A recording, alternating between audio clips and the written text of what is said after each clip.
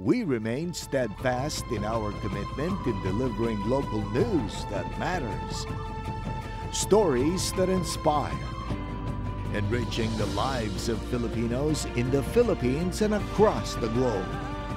This is your GMA Regional TV. Buong puso para sa Pilipino.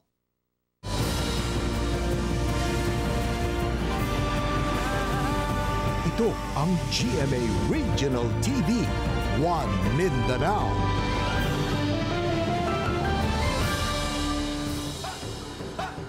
Maayong hapon Mindanao, kini ang GMA Regional TV, One Mindanao.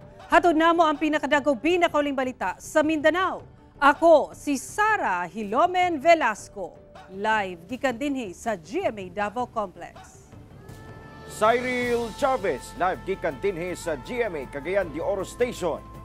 Efren Mamak, live desde aquí na GMA Zamboanga Station. Gilatag na sa Davao City Transport and Traffic Management Office ang traffic scheme sa siyam ka mga sementeryo sa syudad karong kalag-kalag. Ani ang report ni Argil Relator. Sa Davao Memorial Park na usa sa mga dakong sementeryo sa syudad, itagana ang outermost lane sa MacArthur Highway alang sa mga sakyanang pasulod sa sementeryo.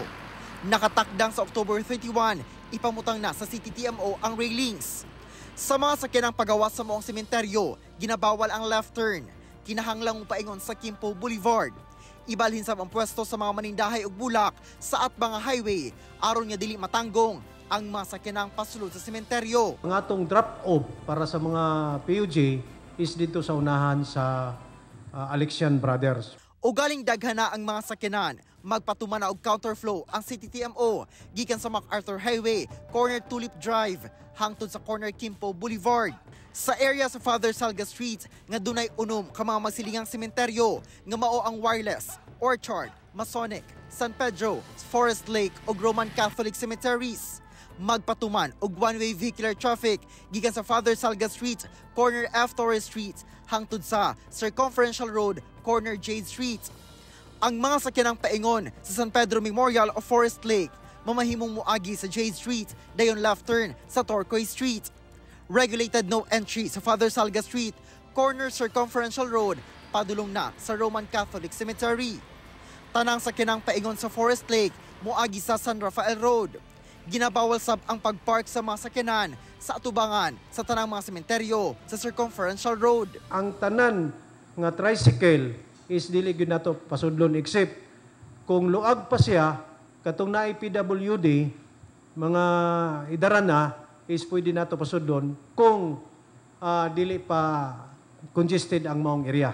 Sa Chinese Cemetery, one-way vehicular traffic ang ipatuman sa Saranas Road gikan sa corner Gahol Street hangtod sa corner Bacaca Road.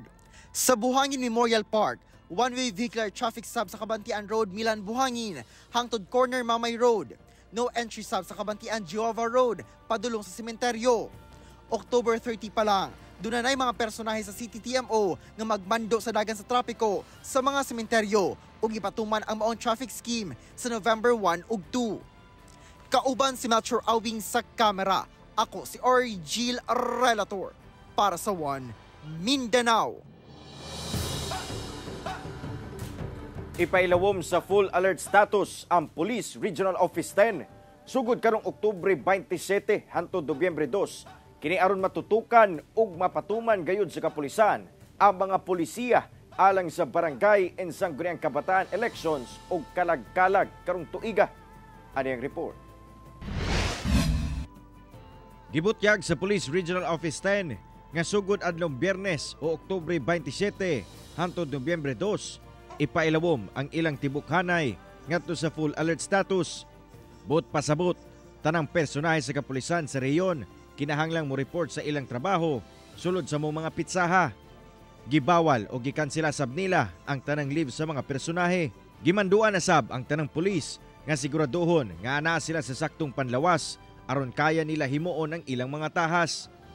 Kini ang usa sa mga lakang sa kapulisan aron masiguro nga mamahimong luwas og hapsay ang ipahigayong barangay and sangguniang kabataan elections ug kalag-kalag 2023. Sa mong mga adlaw, Lauman matud pa sa katawhan ang mas daghang presensya sa kapulisan, labi na sa mga kadalanan. Aduna sab kuno sila ipahigayon nga surprise checkpoint sa bisan asang parte sa rehiyon aron masapon ang mga tawong adunay daotang laraw. Dapat anaagid sila sama sa konggingon, anaa sila sa ilang respective places of assignment, and ang mas more intensified ang atoang mga focus law enforcement operation, ang atoang police visibility, dapat makita gyud ang atoang kapulisan sa atoang major thoroughfares. Padayon sab ang panawagan sa otoridad ngadto sa publiko nga magpadayon sa pagkikoordinar kanila aron mamintinar ang kalinaw. Ato ang katawan, atong gipangayo sa kanunay ang ilang suporta, pinaagi sa paghatag diha og impormasyon sa ato ang mga kapulisan, because peace and order is a shared responsibility and we really need the cooperation of everyone. Kauban si Makoy Simpron sa kamera. Ako, si Cyril Chavez para sa One Mindanao. Hustisya ang panawagan karon sa mga banay sa mga namatayang biktima sa naitabong pagpamusil sa Cotabato City. Atong sayro ng detalye niini sa live report ni Abby Caballero nga manukad sa Cotabato City. Abby.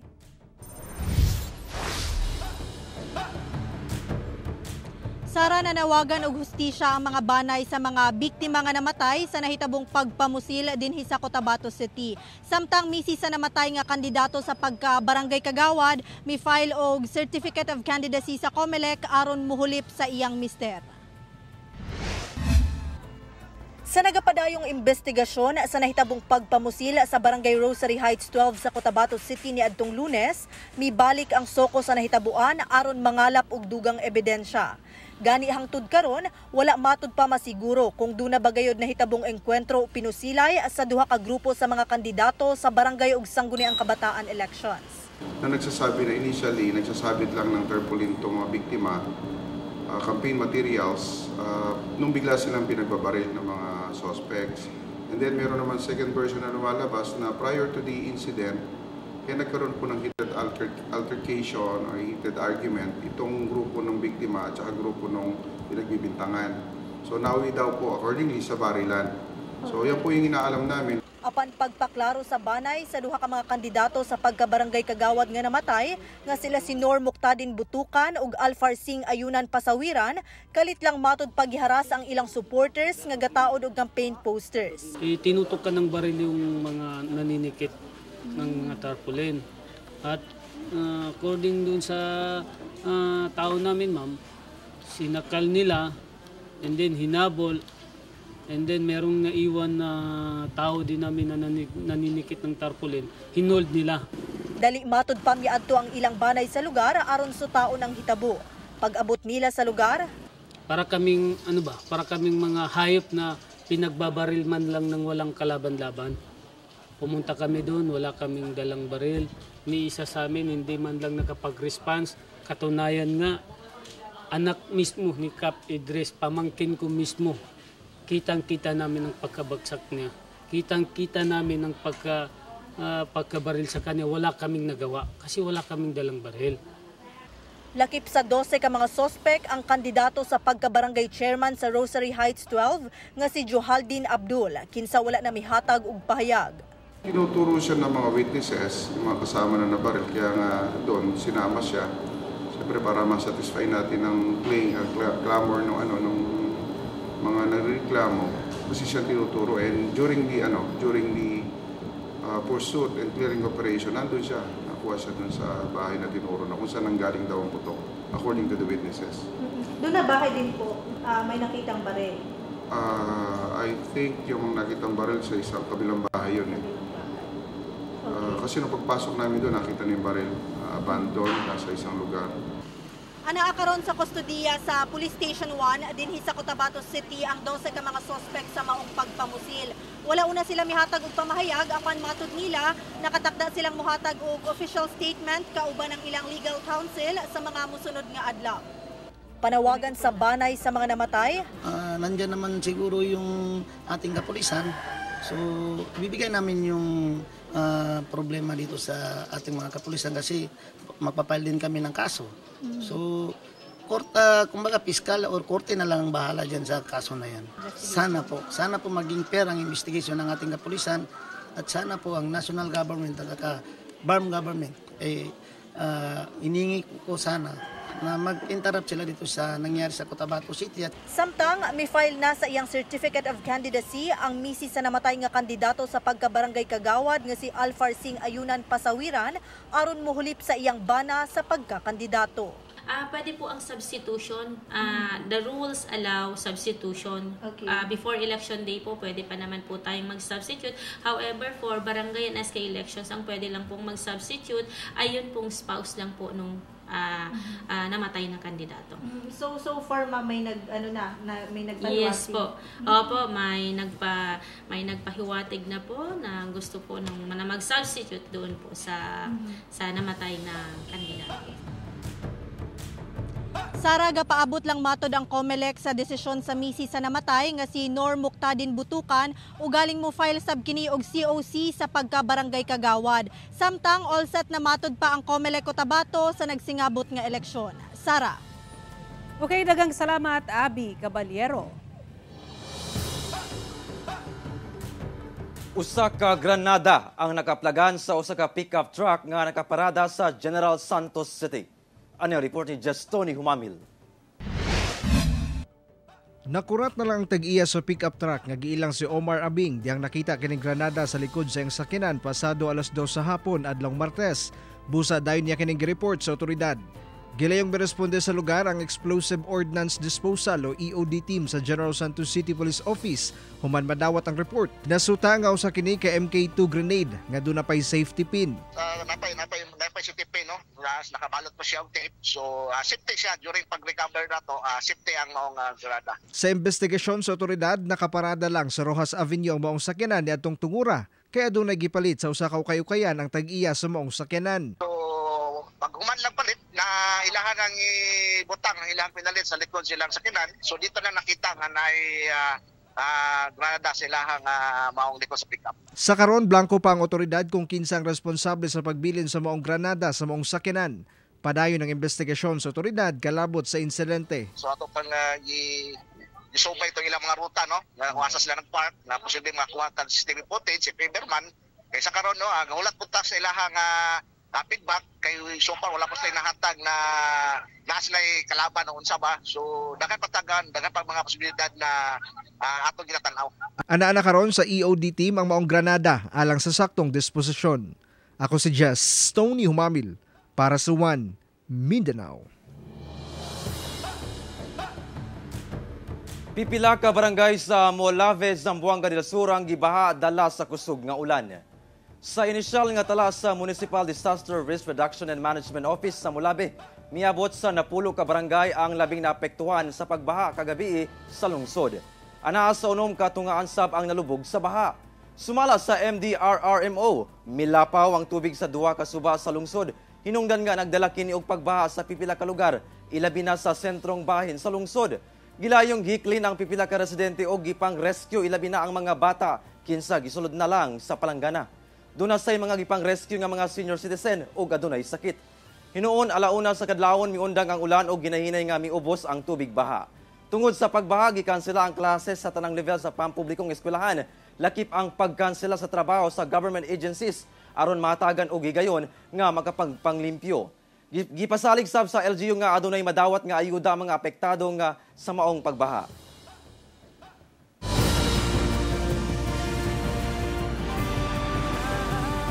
Ito ang GMA Regional TV, One Mindanao.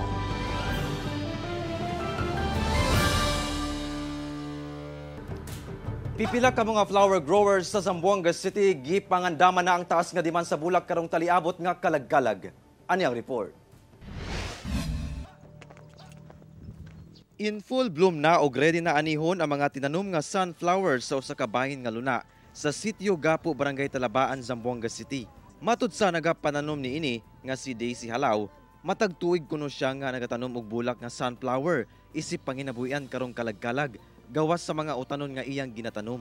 LD amon aki mga bibiyente, residente de Gapo, hindi agayot sila anda na town, kompra for el heavy traffic, so mas easier pati pwede kami dali kanila un poco baho el presyo. Ang maong sunflower nga iyang natanom usa ka seedless ug dwarf variety nga bulak Muabot sa 500 pesos matag dosena ang farm gate price ni ini. Grande agad ayuda ko ng mga vecinos aquí para tiempo ara calacala. Si puedamente este que puede crisis, puedamente puede vender, que tiene income el farmer. Samtang ang mga flower growers sa Barangay La Paz ready na sab mo harvest sa ilang mga tinanom nga bulak sa gibana-bana ang 5 ka hektarya nga luna. Matud sa mga mag-uuma, maayo kuno ang kondisyon sa mga bulak nila karon kung itandi niadtong tuig 2022 nga nangadaot gumikan sa bagyong Paeng. Bay naman sir. Tiene man tamireo kuan mga kuanara kay hindi ka tantol ulan. Templaw lang. Tamireo okay man total tatsin. Tiene lang atrasaw. May floria. Ang farm gate price sa bulak nga krisantemo mudagan sa 200 hangtod 250 pesos per bundle. Samtang ang Holland o Crimson Rose ana sa 400 pesos ang matag bundle ni ini. Matud sa Committee on Agriculture sa Barangay La Paz, gitugutan na kuno sa lokal nga kagamhanan nga mag-display og bulak ang maong mga mag-uuma sa compound sa Plaza Pershing nga ana sa sentrong bayan sa syudad karong kalag-kalag. Padayon sab ang pagmonitor nila sa mga mag-uuma alang sa mga gikinahanglanon ni ini sa pag-uma. Na part na barangay sa Committee on Agriculture, tabi ni kanila man monitor, tapreguntay kanila alko sa anisisita kay pwede man address na City Agriculture. Kauban si Sim Romero sa kamera, ako si Efren Mamak. Para sa One Mindanao. Usa ang patay samtang usa ang kritikal human nabanggaan ang duha ka babae sa usa ka prime mover truck sa Bunawan, Davao City. Sa inisyal nga investigasyon sa Bunawan Police, ginasubay matud pa sa sakyanan nga gimaneho sa usa ka Gemvar Melendres ang dalang Maharlika Highway sa northbound padulong sa south sa Bunawan, Davao City. Dihang kalit lang matud pa nga mitabok ang duha ka individual ug nabanggaan kini sa maong truck. Sa karon anaa sa kustodiya sa Bunawan Police ang driver sa truck.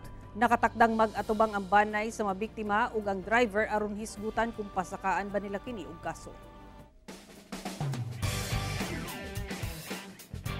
Gikalingawan karon ang pinasahing pamaagi sa pagkuha og exam sa usa ka tulunghaan sa Ipil Zamboanga Sibugay kung diin gihimo kini ilawom sa mga punuan sa kahoy. Ang report ni Krisa Dapitan. Preskong hangin, nindot nga view ug uban pa. Mao kini ang na-enjoy sa mga second-year agriculture college student sa usa ka pribadong tunghaan sa Ipil Zamboanga Sibugay dihang nagkuha og preliminary exam. Dihang gipost sa social media, nakakuha gayud kini og libuan ka shares. Saysay sa usa ka estudyante kinsa mitake sa maong exam nga first time gayud kuno nila kini ma-experience. Wala man mi try pod ana gud before. Kasi first time naman siya so na-shock yun with that time kasi yun sir nga magkuha daw yung bangko ipagawas daw. So ayun na mo nga dito lang sa outside classroom kasi go to sa classroom go to ayun na mag-rearrange lang. Sumala sa magtutudlo nga si Ramil Entana. Gi-surprise niya ang iyang mga estudyante tungod nakita niya nga kinahanglan kuno mag-relax ang mga estudyante o kinahanglan og new environment. Gani, gipahimuslan nila nga dunay farm sulod sa ilang tunghaan kung diin didto na gipahigayon ang exam ubos sa mga punuan sa goma. Mga student talaga, they really need things na medyo nakapag-uplift ng spirit and then there is also a principle in alam niya ng lahat ng agriculture graduate na learning in agriculture is not just inside the classroom but also learning in the field of agricultural sciences, it's also an exploration. Uyon sab ang mga estudyante ni ini, sanglit tuod man, nakarelax gayud sila samtang nag-exam. Gani, pasado silang tanan sa ilang preliminary exam. Ako siyang recommend bitaw nga na by next exam na mo, pwede dito na po sa gawas or pwede dili na po sa rubber tree or sa lain na po niya area, ano siya. Basta, okay, bitaw siya sa mo nga, unique kayo siya sa mo ang feeling na. Magmakatag siya positiveness sa mo. Kauban si Jerwin Fernando sa kamera. Ako si Krisa Dapitan para sa One Mindanao.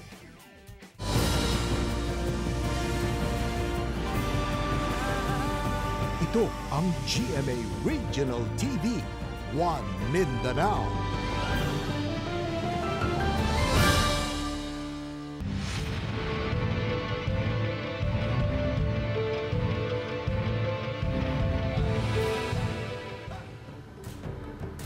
Naka-heightened alert na ang mga personahe sa Philippine Coast Guard alang sa seguridad sa mga pantalan sa Isabela City, Basilan. Kinisubay sa nagsingabot nga barangay and sangguniang kabataan elections. Hugot na ang ginahimong inspeksyon sa mga personahe sa Coast Guard Station Isabela City, Basilan sa mga butay ug manggawas ng mga pasahero nga sakay sa mga barko sa pantalan sa syudad. Gawas niini, nagmuntarsab ang maong buhatan og Passenger Assistance Center sa mga port terminal alang sa mga pasahero nga nagkinahanglan og giya. Gibana-banaang ana sa 20 ka mga Coast Guard personnel ang nagapaghigayon og roving security inspection sa mga pantalan. Ang heightened alert status subay kuno sa Oplan sa biyaheng Ayos, Barangay and Sangguniang Kabataan Elections 2023. Pa rin naman yung mga inspections natin to ensure yung safety and security ng bawat mamamayan na papasok at lalabas ng Isabela po.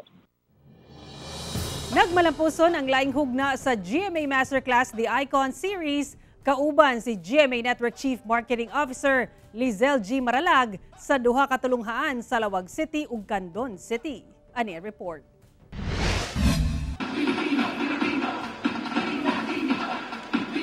Mainito ng pagdawat sa pipila ka opisyal ug personalidad sa GMA Network atul sa GMA Masterclass The Icon Series sa Divine Word College of Lawag. Nagsilbing speaker si GMA Network Chief Marketing Officer Lizelle G. Maralag kung asa iyang gipaambit ang mga estratehiya sa marketing ug research. Gisaysay-sab niya ang iyang journey aron mahimong magmalampuson. Things that you envision may not necessarily happen instantaneously, but they will definitely happen. If you work hard and you absorb all of the learnings, definitely there will be failures, and that's okay. Because you have to look at failures as learning opportunities. Gihatagan sa gibugaton ni Senior Vice President and Head of GMA Integrated News, Regional TV and Synergy, Oliver Victor B. Amoroso, ang importansya sa GMA Masterclass Series sa paghatod og kaalam ug impormasyon sa mga estudyante. Education, in its essence, is not confined within the four walls of a classroom. It extends far beyond, encompassing real-world experiences, diverse perspectives, and meaningful interactions.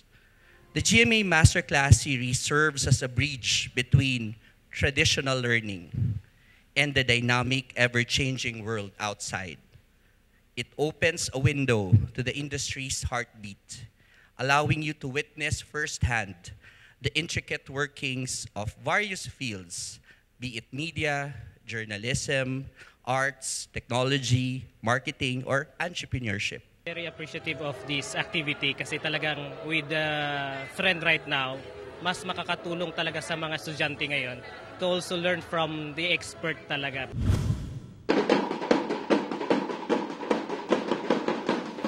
Wasab nagpaulahi ang mga estudyante ug faculty sa Ilocos Sur Polytechnic State College sa gipahaygayon nga GMA Masterclass The Icon Series. To our dear students, makinig po tayong lahat. Minsan lang mangyari ito na ang buong puwersa ng GMA ay pupunta sa ating eskwelahan.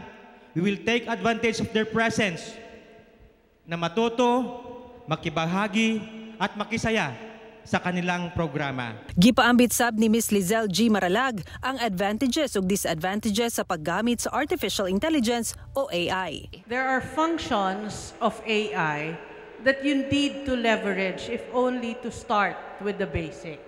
For example, if you were to do a test run or a test material, okay, and you already have a storyboard in mind, a concept in mind, you can use AI so that it becomes more animated. However, if AI is going to be used to copy, to impinge on originality and creativity, then that's wrong.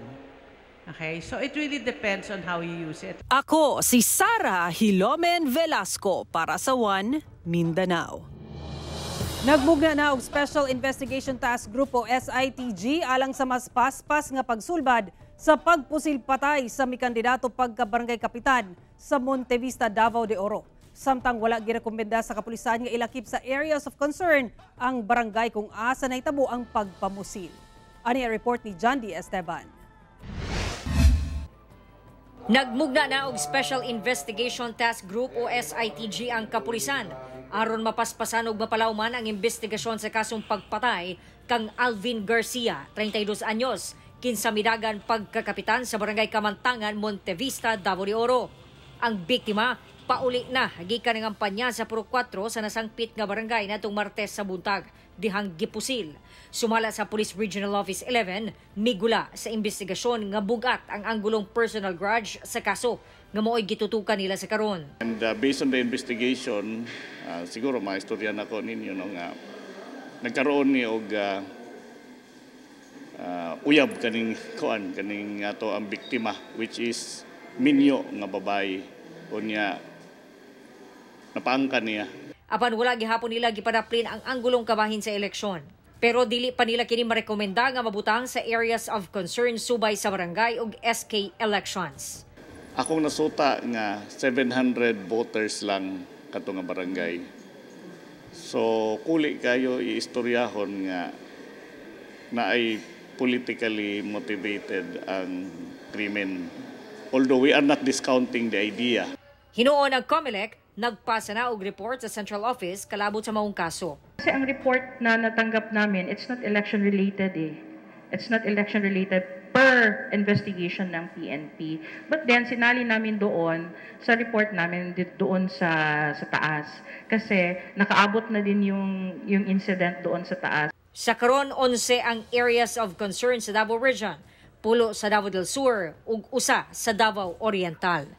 Kauban si Jojo Solarte sa kamera. Ako si Jandy Esteban para sa One Mindanao. Mga kapuso, sa 60 kaadlaw na lang, Pasko na. Mao kadto ang mga uling balita sa Mindanao karong adlaw. Babahimo ninyo kining makita pag-usab pinaagi sa pagbisita sa official website sa GMA Regional TV o bisitaha ang among official YouTube channel o i-click ang subscribe button para sa pinakaulahing balita. Muchísimas gracias sa ato mga kapuso sa Mindanao nga nagalantaw kanamo og sa ato mga kapuso abroad. Padayon lang sa pagtutok sa mga lokal nga balita matag adlaw tungod sa GMA Regional TV Local News Matters. Kami ang GMA Regional TV 1 Mindanao. Tibok pwersa para sa mas dakong misyon ug mas halapad nga pagserbisyo sa nasod.